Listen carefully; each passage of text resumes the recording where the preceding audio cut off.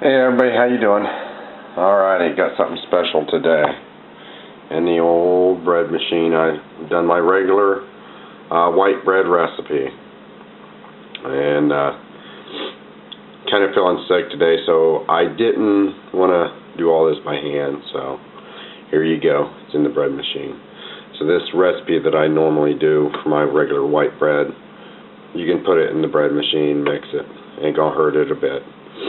Okay. These little pans. They come in a little kit. It's an Entenmann's kids baking kit. But these have a lot of different uses. And what I'm going to do today is make kind of like a beef dinner pot pie, so to speak. But I'm not using a pie crust recipe. I'm just going to use my regular bread recipe, and that's what I normally do with this. Oops. Sorry about that. But these will unhook, spread out a bit, so you can get everything out a little bit easier. That way you just gotta rip it apart, shake it, turn it upside down, and then they lock back into place. So I'll show you how that's done and how I use these. But I figured I'd share this today. Kind of a quick and easy dinner.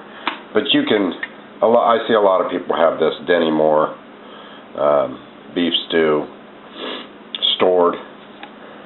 And I bought this about a year ago, 2 years ago, maybe even longer than that. And the date on this is 2014.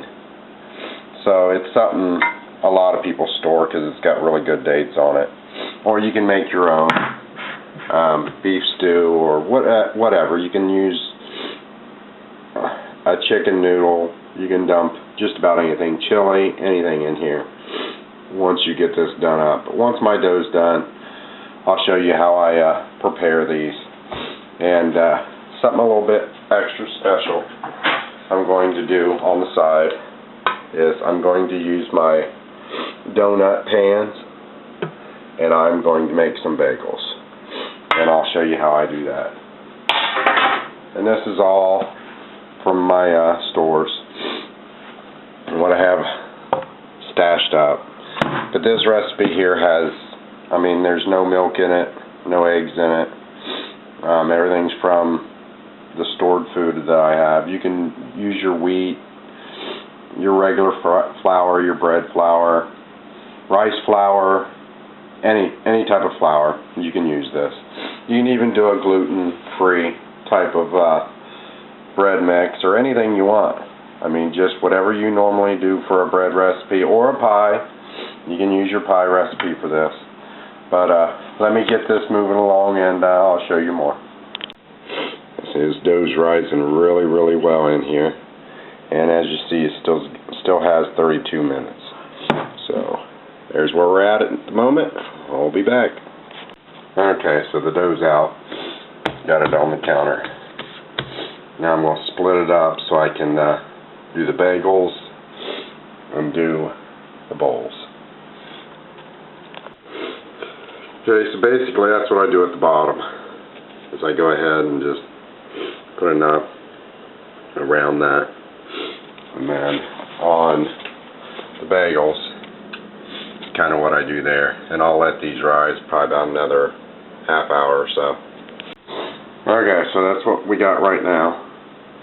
Now I'm going to take this dough here and this kid-sized rolling pin, and I will roll this out as thin as I can get it and place it over the top here in a minute. Okay, so that's what we got. Now I'm going to open this can and dump it inside, and I'll show you that. Okay, so here we go. Now I'm going to place the tops on. Okay, so what I done is I tucked it down inside the best I could to connect it with the other bread. So that's what we'll do there. These here are in the pan, so we'll let these rise for about a half hour, 45 minutes. The first one I done, you can see is already forming real well. And I'll cover these and let them set. Okay, so now I'll show you another nifty little trick. So I got some dough left over. This here is one of them cake pop pans that you can buy at the As Seen on TV sections of your stores. I have these marked down. I think I bought this for like $10. I'll show you something neat for your grandkids and your kids. Okay, so I'm going to take my homemade jelly and I'm going to put some jelly right down inside of each one of these dough balls. You can put whatever you want.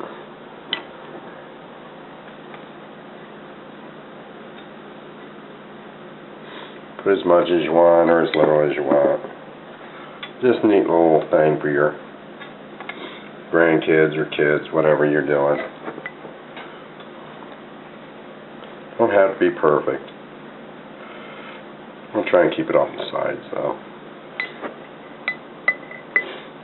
That's one thing you want to do, because it will burn. A little bit more on that one.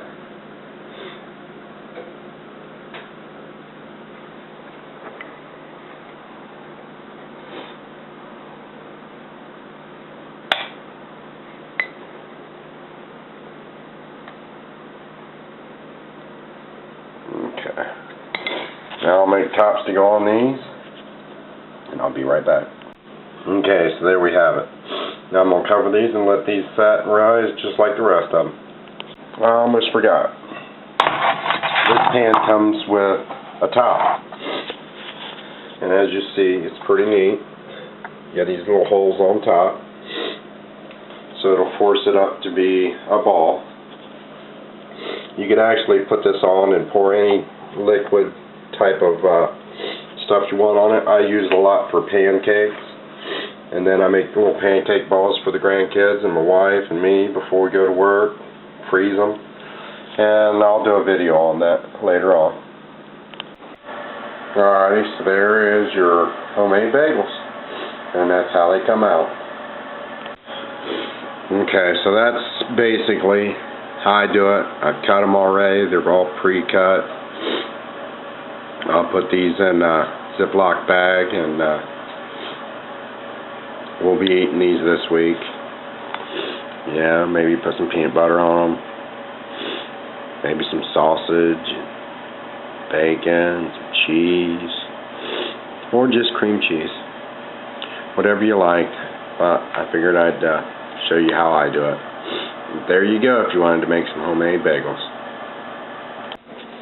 Alrighty, so here is the jelly balls I made. I will inject some peanut butter into these, let them cool, and then you can have them for a snack or lunch, or put them in your kids' lunch, your grandkids' snacks, and there's the dinner. There's the pot pies. Come out pretty good. So we have bagels for breakfast, peanut butter and jelly balls for lunch, and beef pot pies for dinner. So there you go, all made in one day, a couple hours, maybe 2.5 hours. I'll let those cool, and then I'll reheat the pot pies that I made for dinner, and I'll cut one open later on when it's dinner time, and I'll show you how it turned out. Thanks. Okay, so let me see if I can show you. What I'm doing is I've got this flavor injector, and I've got the peanut butter, I've got it inside. I'm going to try and display this where you can see it as I inject one here. What I do is I normally go and I stick it all the way through so it comes out the other end. And then see if I can turn this around here.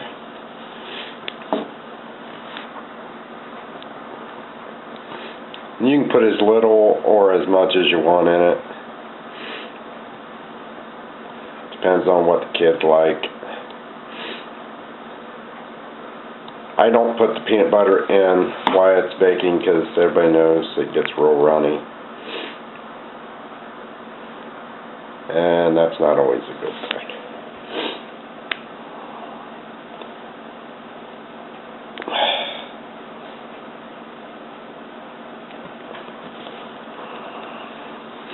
And peanut butter's thick, so it's hard to push into these. And I'll cut one open here in a minute and show you the insides, but that's how I do it. Okay, so I cut a couple of these open just to show you.